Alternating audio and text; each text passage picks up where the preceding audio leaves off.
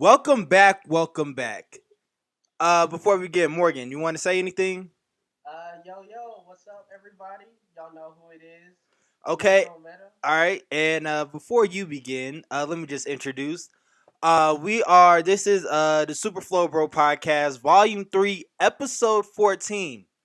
Are you ready for this, Morgan? I am ready for this. Okay.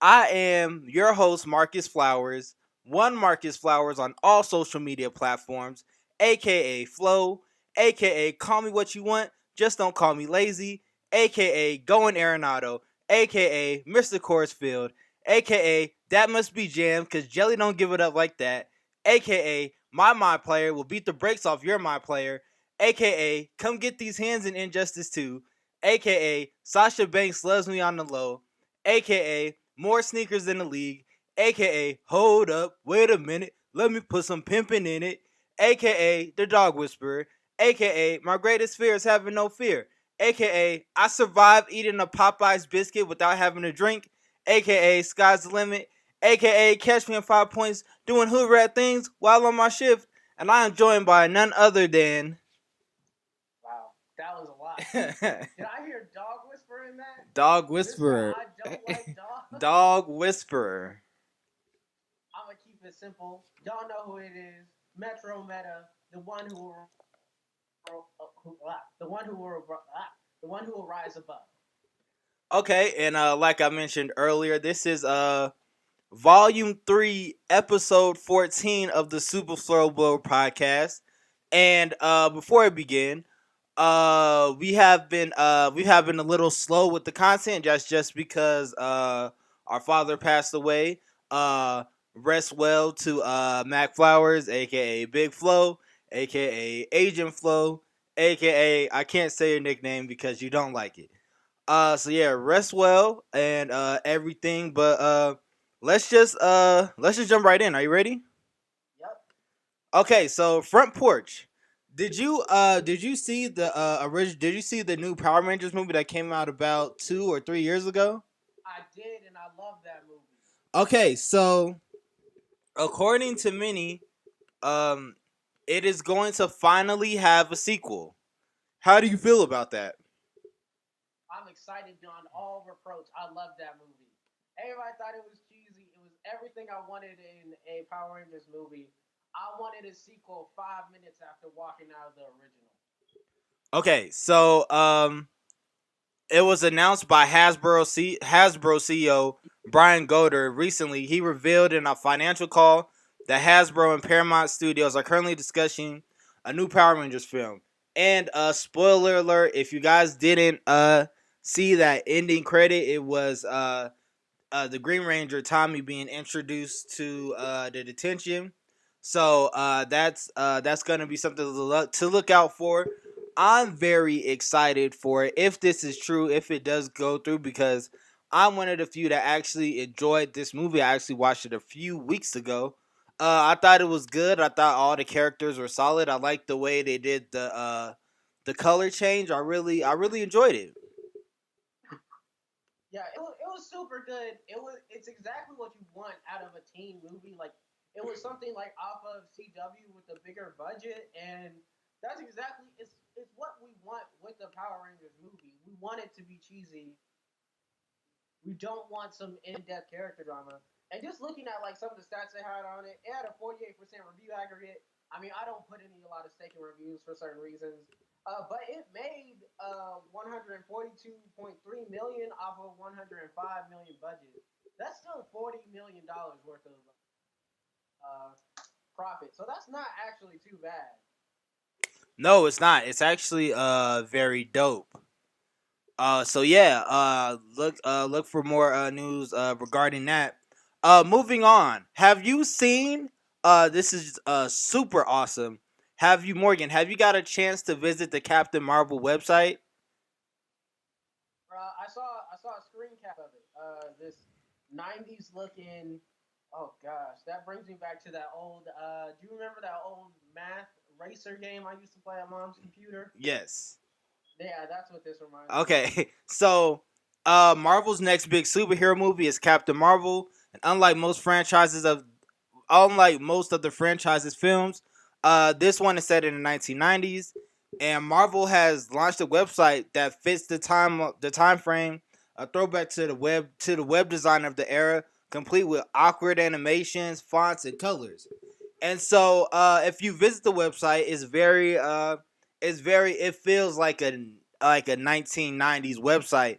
The only thing that doesn't feel like a 1990s website is the loading time. It loads like regularly. It's not a super upload, and it was even made with old programs that were making websites in the 90s, such as CSS and Front Page. I wanna know how much money Disney had to pay some poor coder to actually make a website like this in 2018. Well, you gotta think You it. just know everything in his heart hurt. You gotta think, but this is a very simple task. It's basically I don't want to say copy and paste, but it is a lot of like animations and things like that. So it's very simple. It doesn't seem that hard, especially for a Marvel, especially for like a movie of that caliber. It seems very simple and down to earth. Yeah, it's really interesting. You can punch the old lady on it. Yeah. Super fun. Very, very good way of doing that. Okay. And last in the front porch, Avengers Endgame, the last trailer dropped during the Super Bowl. Morgan, did you get a chance to watch it? I did. And what did you think? It was just a 4 minute trailer. Like it didn't tell us much, but I'm very excited for Endgame. It really seems like Marvel's really kicking it up. Yep. Yeah. I'm basically I saw the trailer, and the trailer's not very much different from the past trailers. But I was already in back in 2008 when Iron Man came out. So like what I basically need, I just need Avengers Endgame when it releases on April 11th or some. I think it's that second weekend in April. Instead of heading to the theater, I just need it injected directly in my vein. That's what I need. Uh, Yeah. yeah. All right. So that's it for the front porch. We are now moving on to the living room, and if you're new to this, usually we go by certain topics and rise to more controversial and more serious topics as the as the show goes on. But recently we just reorganized it to different sections are dedicated to different types of content. So basically, like front porch is just gonna be pop culture news, anything that excites us. Living room is going to be dedicated to tech. Um, the kitchen will be dedicated to politics and other things, other serious matters like that. The dining room will be our heavy hitters, such as topics that we feel are very important, and we're going to talk about that. And our grand opening, grand closing will be the same. So now we are definitely in the living room, and like I said, it's dedicated to check. So LG fails to turn a profit in 2 years. So poor smartphone sales drag LG to first quarterly loss in 2 years. So basically, LG has all. Morgan, when was the last time you seen an LG phone? Did Dad have one? I Uh, think Dad's phone is LG. it's HTC. But Then no. yeah, it's been like at least I want to say 12 years since I've seen an LG phone. So so basically, the Korean electronics giant is generally in good health. It posted a 2.4 billion profit for 2008, but its smartphone business failing saw it post a loss in quarter four in 2008, and it's the first quarterly negative since quarter four 2016. And so LG's mobile business is struggling. The division got another new head last November, but things went from bad to worse in quarter four. LG Mobile saw revenue fall by 42% to reach KRW 1.7 trillion, 1.5 trillion. The operating loss for that period grew to KRW 32.3 billion or 289.8 million.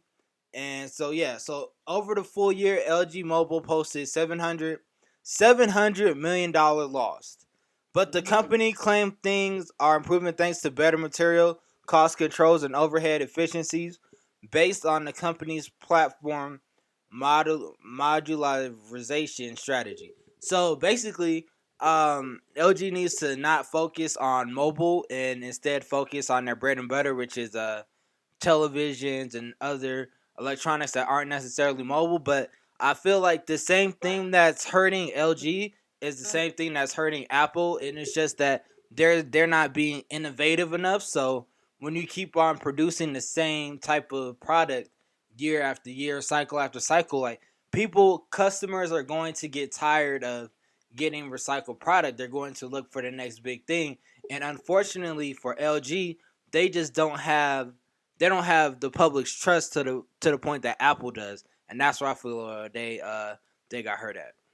Well, the thing with LG is that they're a big tech company that makes a lot more money selling other items to other tech companies. Like the OLED displays that are used for the new iPhones, those are almost exclusively made by LG because they're one of the only companies that have a large enough factory factory conglomerate factory collection in order to produce the amount of screens that anybody needs. So all OLED displays on new smartphones, they're basically all coming from LG.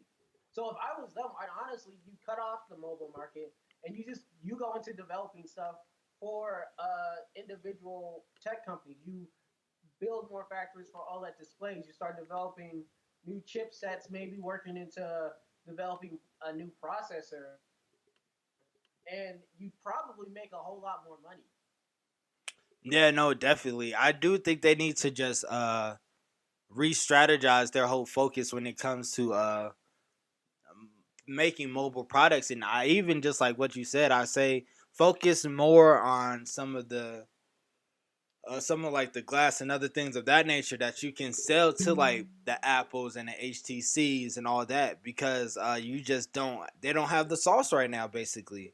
And so there's really no reason for them to continue to do something when it's going to cost them more money in the long run.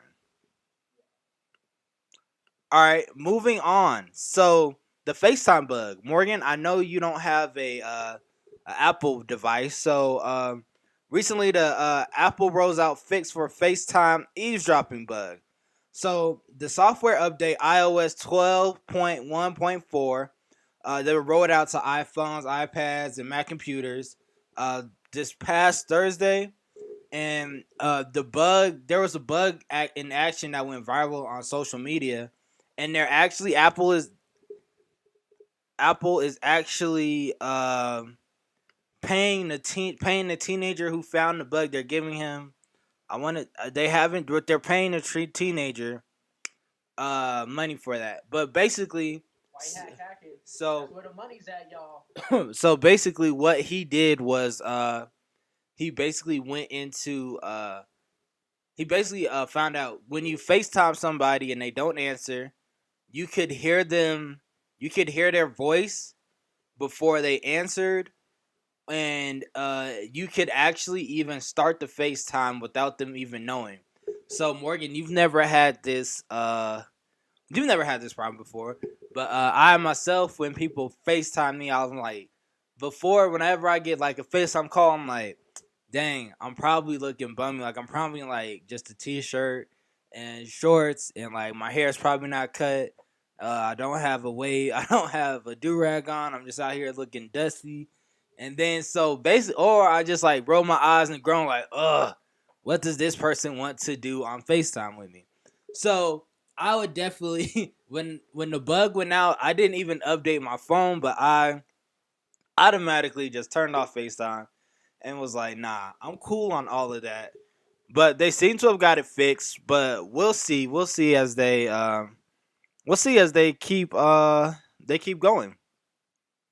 There's always stuff like this in tech, and it's important that we have people like white hat hackers to keep these things on the low and like show them before they happen. But just be careful out here with this tech. Yeah, no, definitely, definitely. So moving on, Morgan, have you checked out the news with Spotify and all the acquisitions that they are doing? From what I hear, they're buying up new companies.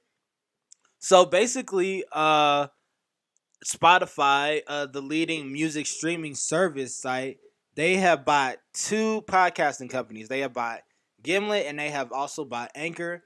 Gimlet makes some amazing podcasts. Anchor is basically that podcast on your phone where you could directly record yourself on Anchor, and you can put that, and it directly goes towards like your server. You can upload that, so it's like iTunes and everything like that. But yeah, so give me 1 second. Oh, okay. So so Spotify is what I really like about this move is Spotify is daring to be great. So Spotify is buying two major podcasting companies, Gimlet and Anchor. Terms were not announced, but the Gimlet acquisition was reported to be worth some $230 million. The big picture: Spotify intends to spend as much as $500 million on acquisitions this year to help it expand into audio, not just music. Both Gimlet and Anchor were VC-backed companies, and the influx of Spotify money into the podcasting space means attractive financial returns for the big name backers like Google Ventures, Excel, BetaWorks, and Lowercase Capital. Podcasting revenues remain small, and both companies work very hard to try to grow not only the size of the total podcasting pie, but also the size of their respective slices. Gimlet specializes in high quality storytelling, while Anchor is a platform making it easy for anybody to produce and upload their own podcast. With Spotify's size and wealth behind them, they will find both tasks much easier while also feeling less pressure to maximize cash flow. Media acquisitions often end in tears, but there are two precedents that suggest this week's announcement could be transformative for Spotify in a positive way, and that Spotify could be an excellent home for its new acquisitions. So, the bottom line here is the music streaming service are commodities. They all do more or less the same thing. Amazon has audiobooks soon up, which means that podcasting is the natural area for Spotify to try and differentiate itself from the companies. So, Morgan. So before we break this down, Morgan, how do you feel about this? I mean, the growth in the podcast network is, of course, something you and me would very much enjoy. But at the end of the day, this to me seems like a no-brainer. And honestly, the fact that it took so long for Spotify to start moving into the podcast business is sort of strange to me. Like, it already seems like that's something Spotify should have been trying to revolutionize. And of course, I'm always down for more narrative-based podcasts. That's one of my favorite type of podcasts, and something I hope to be working on in the future. So it's something that I'm very interested in, and it's very interesting to see how they choose to grow this industry. Yeah, no, it's very interesting to see. My main takeaway from this is Spotify is they're banking on creatives to create their story. Like they're not really trying to get involved in such a way. They're just trying to expand the platform that they already have. And Spotify has proven already that they know what it takes to amplify voices. Like the Joe Budden podcast. Jamel Hill has a podcast. I think not Oprah. Oprah has a podcast with Apple, but Oprah got a podcast? yeah, it's coming. It's called like Oprah Works or something. I could be completely wrong, but I think it is through Apple. But it just goes to show how like times are changing. When even if we go back like 2 years ago, music streaming services were just that. You would stream music on there, but throughout even the past 2 years, we see more videos on there. We're seeing more content. We're seeing more radio shows. We're seeing there's all types of different types of content to indulge the consumer, to indulge the listener. And the interesting thing is it seems like with this move, Spotify isn't just trying to beat the Apple and the Amazon audiobooks and whoever else is like producing music, or even like the title even the Pandora. It seems like they're trying to go head to head with like Netflix, Hulu, WWE Network, uh, Raisin, ESPN Plus, and it seems like they are they're daring to be great, and they're saying, "Hey, we don't care about our fellow competition because we want to dominate not just the audio market, we want to dominate the entire entertainment market."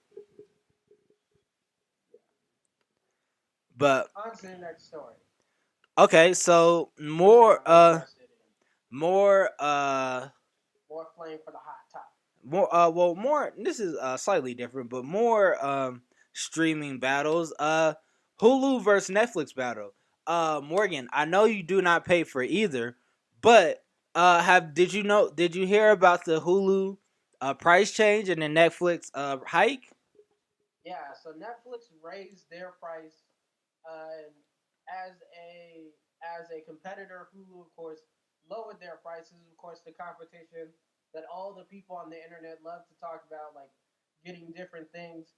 It's a very interesting battle to see who will win. Like Netflix, obviously, is the more dominant streaming service. There's no denying that, and it's very much different because Netflix and Hulu have gone two very different ways. And me and you, we've used both Netflix and Hulu for the past several years. We've seen them grow. I've always liked Hulu because they tended to have more anime content on there. But Netflix, they've been growing in the content way that they're developing their own content. They're mostly focusing on their own content, and they over this last year, they put out some amazing anime, some real bangers out there. There's a lot of videos on some of Netflix's accomplishments in the anime scene, and they're really shaping up to be the very next big thing in anime, in animation. So this is really a fight that's gonna decide like how streaming goes. Because with Disney coming with their streaming service, it really is gonna be a struggle. Because you have Netflix trying to make their own content and going that way, making their own basically TV network, whereas you have Hulu who seem to be going the other way, whereas they're still focusing on allowing other people to see content they wouldn't already see and making deals with traditional media companies for so that people can watch their content. Yeah. So So it's a very interesting struggle. yeah, no, definitely. So Hulu's live TV service, which has more than 60 channels, including local major networks.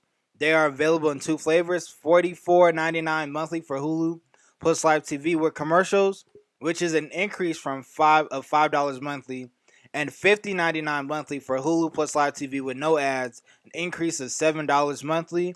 And Hulu's basic service, which includes more than 85,000 episodes of TV shows, will now cost $5.99 monthly, and that is a $2 reduction in the service, which includes limited commercials. So the plan I have is the $11.99 one, which is no commercials, and that just stays the same.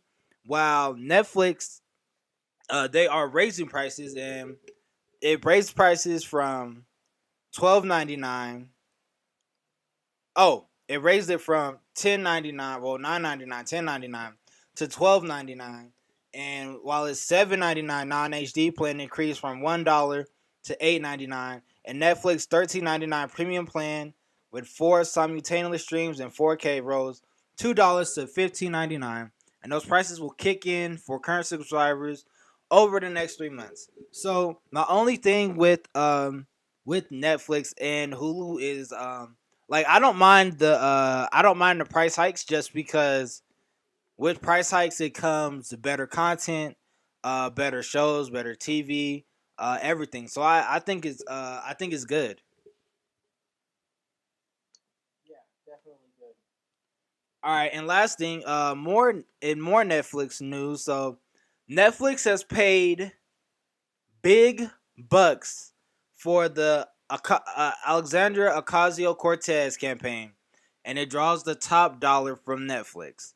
So, Netflix acquired rights to the award-winning documentary "Knock Down the House" about the election campaigns of U.S. Representative Alexandria Ocasio-Cortez and three other women from the Democratic Party, reportedly paying the most ever for such a film. So, I don't see the price here. Oh, the studio paid Netflix paid $10 million for the movie, estimated to be the most ever for a documentary, according to the website Deadline. Ocasio-Cortez was set to attend a screening of Knock Down the House at Sundance, but couldn't due to the government shutdown. She appeared instead via Skype, and Knock Down the House follows the grassroots campaigns of Ocasio-Cortez, Amy Vilela, Paula Jean Swearing, and Cori Bush. Their campaigns focus on income inequality, healthcare, police violence, and the environment. So, Morgan, $10 million for the Alexandria Ocasio Cortez. Do you think that price point was worth it? Um, Here's the thing. When she first got elected and she was first part of that blue wave, I would have said $10 million for a Sundance film about her and others. They didn't might not have won, but it's about them and bring down the house. It might have been a bit much. I don't know the budget on that film, but that seems like a lot for a Sundance film. I know it won, which probably rose the price up. So I'd say probably maybe a good 5 mil. Because she wasn't the one who made it. She might get a cut from this, but she wasn't the one who made it. However, after these past few months and seeing what a savant she has become in becoming a social media star and raising her profile from just another Democratic candidate who managed to get into the House and managed to fight back to probably one of the most central Democrats, like right now, one of the ones that's always in discussion, always in the news, always being talked about. I feel like that this is a good it's a good grab for Netflix. It's gonna be an interesting movie. People are gonna watch it and discuss it, which is what Netflix wants. Because Netflix, they pay their money for stuff that people want to see, and if they get this on Netflix, people start watching it. You get those things like the Bird Box Challenge and stuff like that. That's when Netflix rises their stock price and gets that money. Yeah, I do think it is a bit much just because I do think it is a bit much for a AOC documentary. I would not have paid that price point. Just because of her not I don't want to say we'll talk about her actions next, but it's just like she is a social media star, but as like her term in Congress continues, it's starting to feel like I don't want to say it's just starting to feel like I don't want to say she's out of her depth, but she does very not questionable, but just stuff that normal Congress people would not do. So, but yeah, enough on that. Moving on, we're in the kitchen, and I just talked about AOC and how her actions and like Congress have kind of made just like myself as a person who didn't vote for her, but a person who does follow politics somewhat closely. And how have you heard about her Green New Deal, Morgan? I did. I saw it briefly on social media. I read a little bit about it. It seemed very interesting. So, but so the Green New Deal does seem interesting in like a big picture type of way. So the Green New Deal wants to completely get away from fossil fuels in 10 years. Do you even think that is possible, Morgan, before we Oh, it's continue? definitely possible. Well, if it's possible, do you think there will be people who suffer? Like, do you think lower class people will suffer from completely moving away from the Green New Deal, No, from completely moving from fossil fuels? no. And I will tell you why. It's because I have spent a lot of time studying earth science and environmental sciences. And while people, they make this big deal about, oh, we're going to suffer from people losing jobs in coal and people losing jobs in blah, blah, blah, blah, blah. The problem and the thing it comes down to is those people are already losing those jobs. Those jobs are already going to be gone by the time we reach that point anyway. Because coal jobs are going down due to automation. Automation is cutting that industry in half and making it so much cheaper that while before you needed to have 100 or so men put them out on the mountain to get coal, now you could get 60, 64 men, take them strip down a mountain in a year.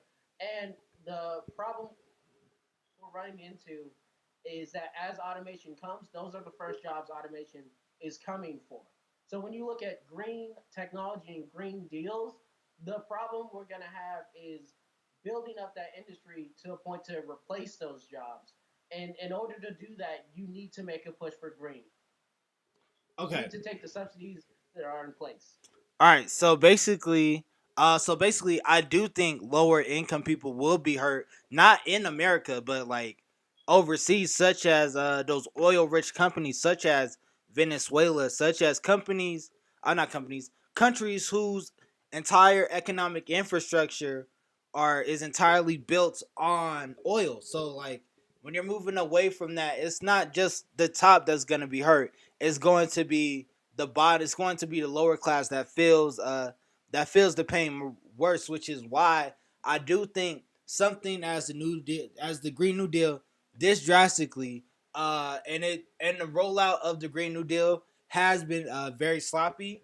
So there was a first FAQ. There's an online FAQ, and it was on AOC's website, but it was later taken down. And the FAQ contained I'm sorry, important details that are not even included in the resolution itself. And on Twitter, AOC Chief of Staff Sakata Chakrabarti, sorry I messed that up, referred to the FAQ as a bad copy and promised to release the revised version. And so that right there, instead of saying a bad copy, just say, hey, we messed. That's like right. The problem that I have with like our current politicians and just politics in general is that people are not taking accountability for their actions. So when you put up a FAQ that you stand behind, just say, hey, this is the FAQ we thought would work. Sorry, it doesn't work. We'll take it down. We'll have a new one for you. But it didn't do that.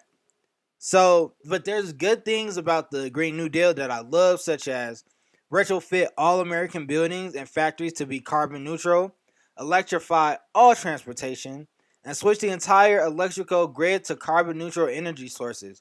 Now, the goals, they're like, to me, they're very ambitious, but, I can't complain because they're good But targets. here's the problem. Wait, hold up. But here's the So, problem, Marcus. They have to be ambitious. The World Organization came out. We got like 2 decades, 20 years. okay, let me We finish. got 2 decades, and we're Okay, still struggling with the ideal of whether or not we should go over to green energy. so the problem with the Green New Deal is that it just doesn't tackle environmental policy. So the Green New Deal also guarantees that Americans will be guaranteed the following: a job with family sustaining wages, family and medical leave, vacations, and retirement security, high quality education, including higher education and trade schools, high quality health care, safe, affordable, adequate housing, economic security to all who are unable or unwilling to work. So the Green New Deal isn't just an environmental resolution. It seems to combine a federal job guarantee and free college and single payer health care. And depending how you interpret it, the guarantee of economic security to all those who are quote unquote unwilling to work. It might also include like universal basic income, something that was mentioned in an earlier New Green Deal proposal. And the guarantee of universal affordable housing is very new. So it's hard to like even gauge how much this would cost. But so switching to renewable energy would conservatively cost more than 400 billion annually. Even though the cost is coming down as technology improves, net zero emissions, retrofits of every building in the country, it's gonna be super expensive. But And then, Marcus, we spend money like that all the time. but this is what How I'm much saying. money We do we can't. spend on the military? Okay, How but much I'm. money do we spend on everything else? But you can't say a blanket new deal and then just say we're just gonna rise the debt. Where's that money coming from? Like, and You can that move that that's around. not. She didn't move it around from where. The Green New Deal doesn't You say can move it where. around from other budgets. But see, you're talking for the Green New Deal. You're not talk. You're talking about where the money is coming from. The Green New Deal doesn't say where the money would come from. Not yet. But that's It not how won't. the world It works. won't, Morgan. It didn't. The Green New Deal doesn't say where the money's coming from. It just says spend, spend, spend, and it's going. And the Green New Deal is great as the big picture type of thing, but when you get into the details, it's like, where's the money coming from? And that's my biggest problem. But It, apparently, we got $5 billion for Trump's wall hanging around. but see, the wall hasn't even been done yet. So, but it's just like, where's that money coming from? That's my thing. Like, it's cool that you want to like hurt countries that are already in like war times and are already struggling. You can complain about the other countries all you want to, but the fact remains, we have to find a way to get away from oil.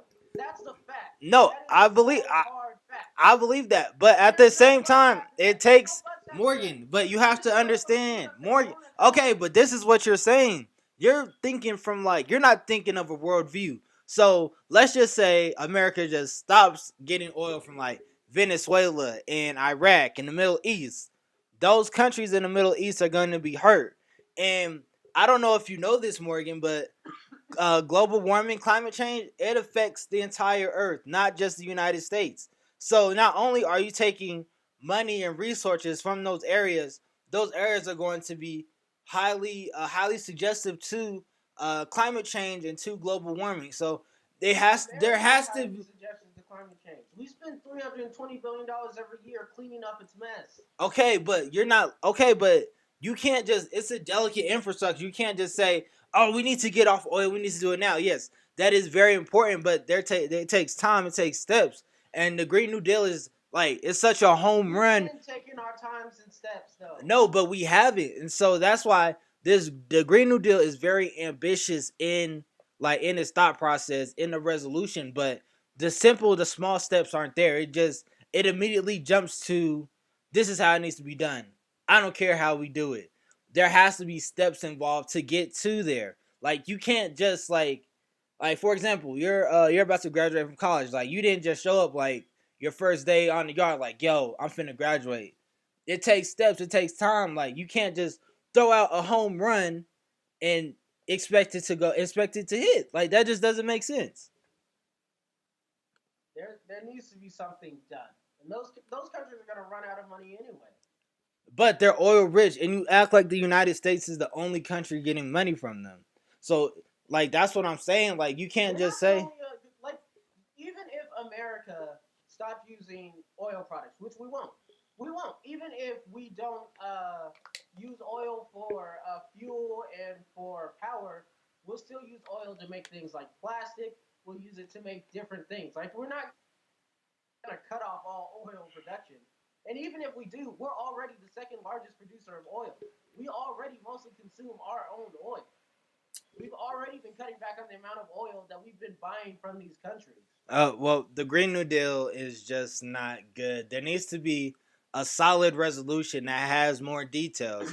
And Ocasio-Cortes, she's still new to Congress. But that's what you agree with me, how there needs to be details. The Green New Deal is its final form. Is you make a deal and then you put it in the House and then they debate it and they change it and they no, the resolution, no, Morgan, I know how it works, but the resolution that they've put forward doesn't, like, you can't put a resolution like that out because there's too many holes in it. Like, it's gonna get shot down by a Democratic Congress because there's not enough meat between the bread. Like, there's not enough detail. So, like, why put so much effort into an empty promise? Like, that just doesn't make sense to me. Now, moving on, Morgan, have you been following what's been happening in the state of Virginia? You mean them being racist again? Okay, so if you haven't noticed, if you haven't been paying attention, Ralph Northam, the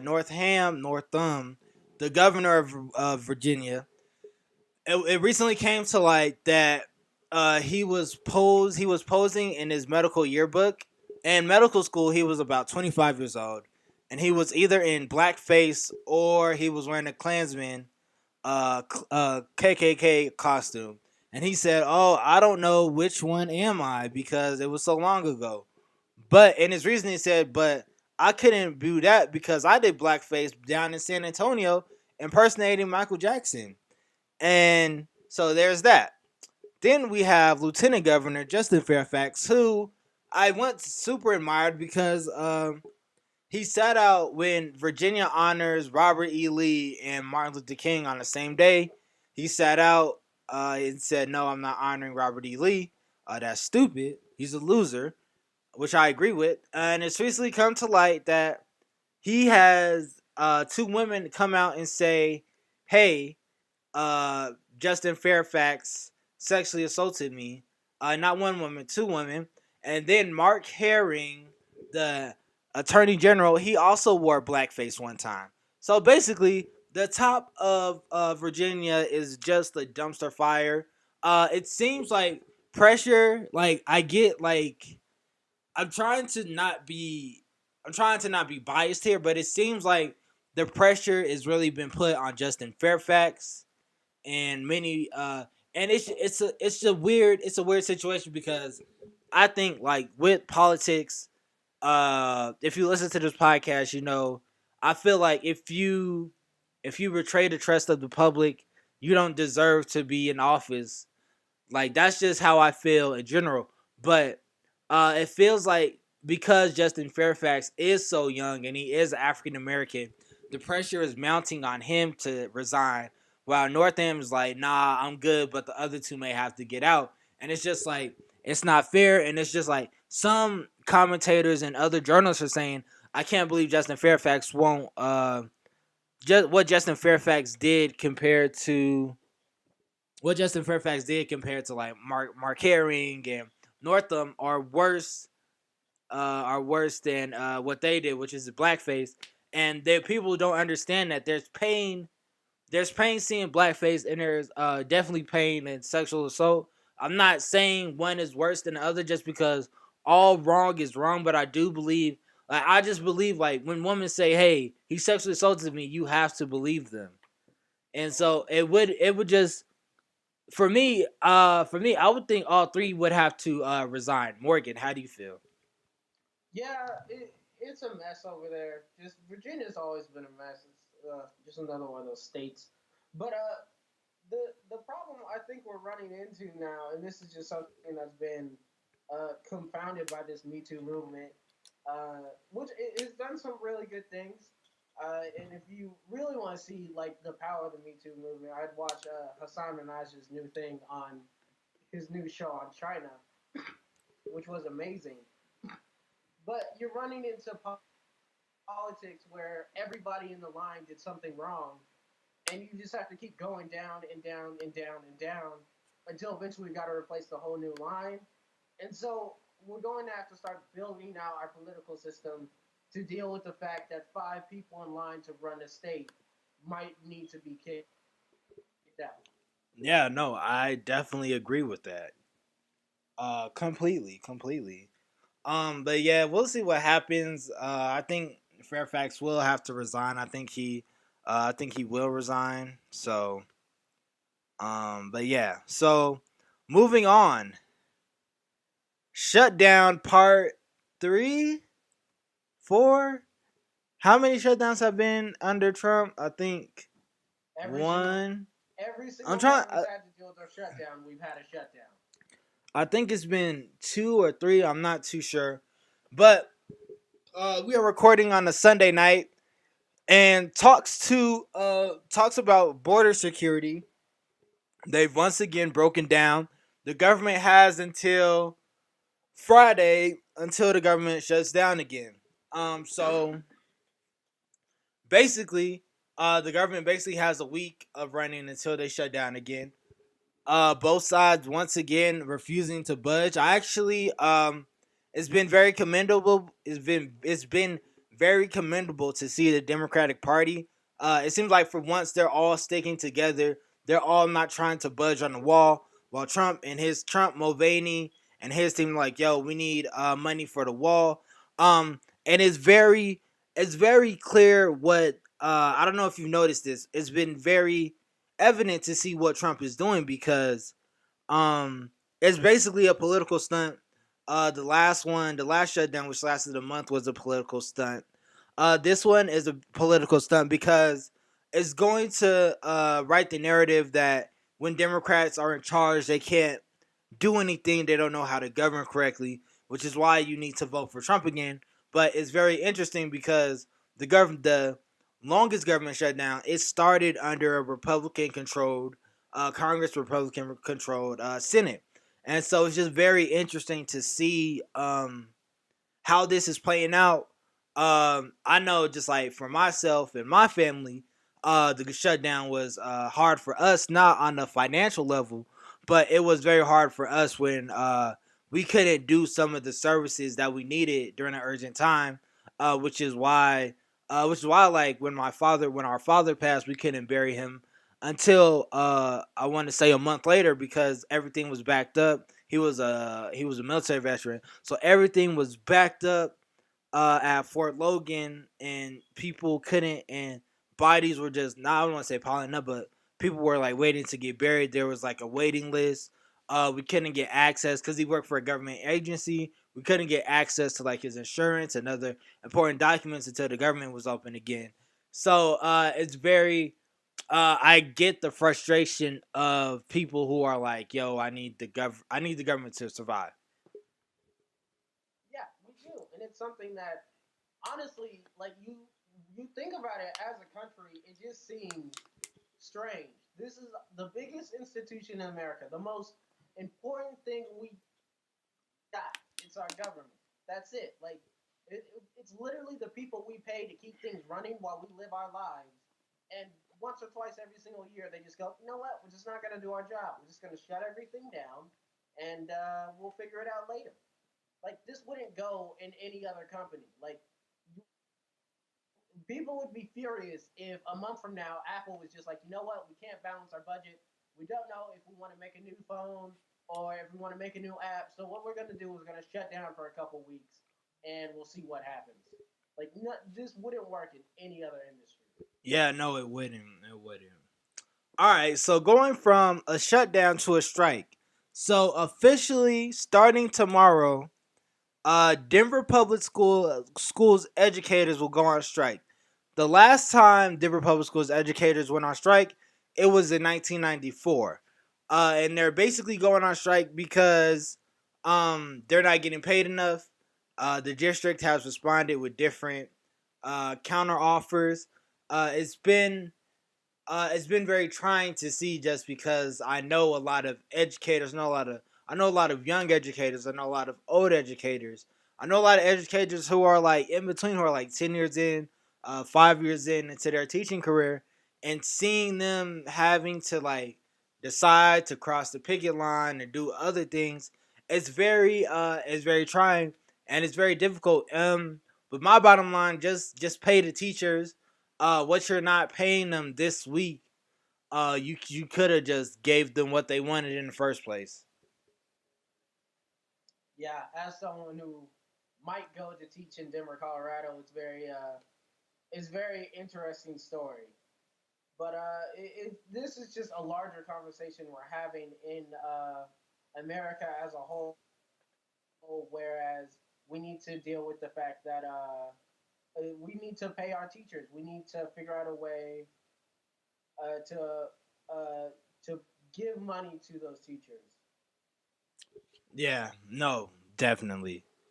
But yeah, once again, 26th and Glencoe is we stand firm with teachers, pay them, and yeah, that's just the bottom line. Just pay the teachers. Like this is like trying, so just pay them. Like, what do you have to lose? Like, kids not learning. Like that's just dumb.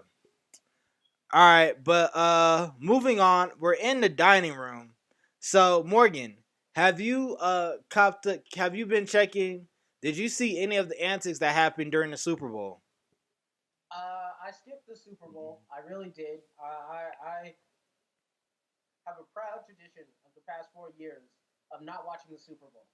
I was protesting the NFL before any of y'all were protesting the NFL. Okay, so I wasn't exactly talking about the Super Bowl, but such as the antics around the not the antics, but like some of the events happening around the Super Bowl. So basically, like You for mean them not playing the right SpongeBob song? Yeah, I heard about that. so basically, well, they stole that from like Black Twitter.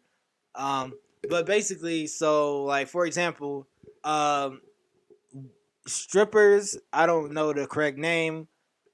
Female dancers or no erotic dancers or strippers. Um, on average, they made about 120K in money in in money in one night during Super Bowl. So that was interesting. But we have this in the dining room just because Bow Wow he is insane. And I say this because Bow Wow has a history of intimidating women, and it's finally coming out now. Morgan, have you seen? Have you heard anything about Bow Wow? Not since he was in the Bow Wow movie. Okay, so basically, Bow Wow and his girlfriend, and his ex girlfriend, Kiyomi Leslie. So basically, Kiyomi Leslie emerged that Bow Wow and his girlfriend at the time, Kiyomi Leslie, were both arrested for domestic violence. Bow Wow had like claw marks on his face, like he was fighting X-23, and he had like claw marks on like his stomach. But footage was released that Bow Wow was the aggressor of the whole thing, and he was like pushing her, not pushing her, but like he was grabbing her arm very aggressively, yelling at her, basically bossing her around. It seemed like his bodyguard or whoever that was trying to get in between the two of them, but it just wasn't. It didn't happen that way. Morgan, how do you feel about this? I mean, Bow Wow, he's been a mess these past couple years. He had that whole Bow Wow challenge thing going on. He's sort of weird in that he's one of those stars we have left back from when I was a child, like Chris Brown and all that, where they were popular, but now it just seems weird to have them just in the public lexicon. Well, yeah, and so it's just it's very it's not interesting, but yeah, like what Bao did is totally unacceptable. He shouldn't have been yelling at that young woman or even grabbing her like that. Just because, even if that's like your spouse, you shouldn't be.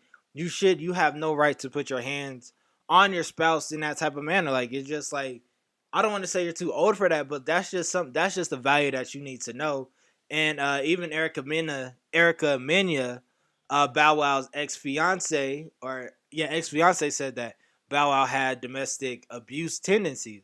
So it's just like when we see you actually doing domestic abuse, and we also have like past instances of you performing or somebody saying you're you tend to have domestic violence on as like as your go-to, that's a warning sign.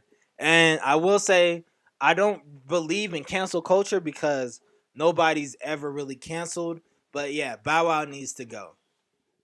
Yeah, I mean, black artists need to know stop having fights in elevators. Just stop it, guys. This is the third time it happened. Just Or stop going in just elevators. don't have fights, period. Moving on.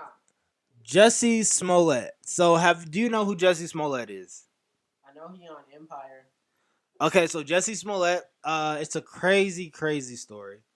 So basically it was 2 a.m. on a Saturday or something, and Jussie Smollett was walking to Subway to get a sandwich. Why out of all the things you would choose Subway? That's neither here nor there. Do you eat fresh?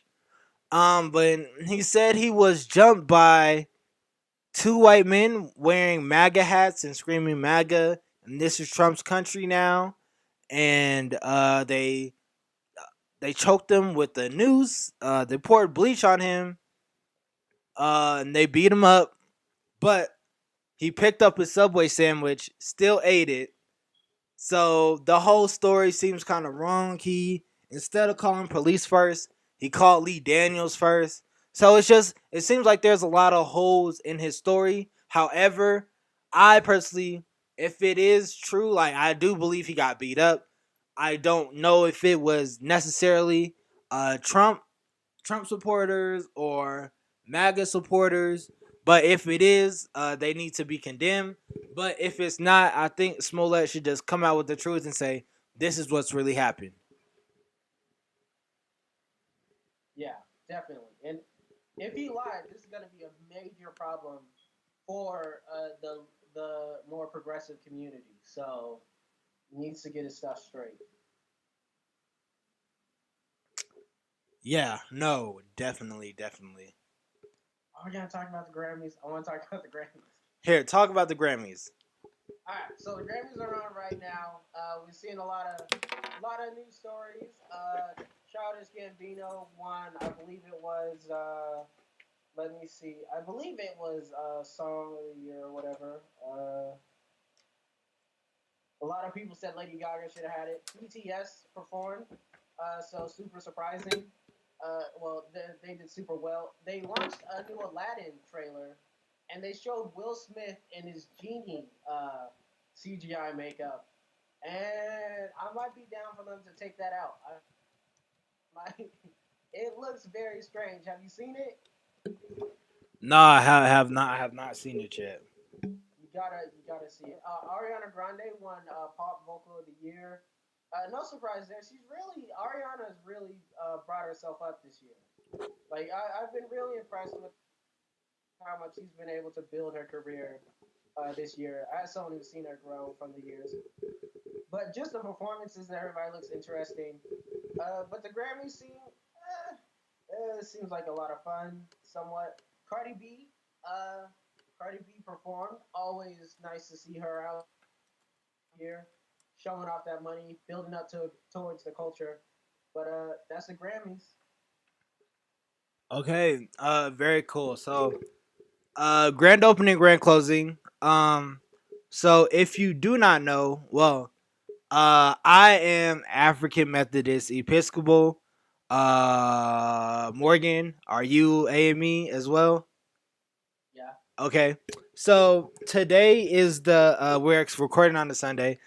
Today is the 203rd anniversary of the African Methodist Episcopal Church. If you don't know, it was founded by Richard Allen in Philadelphia, Pennsylvania.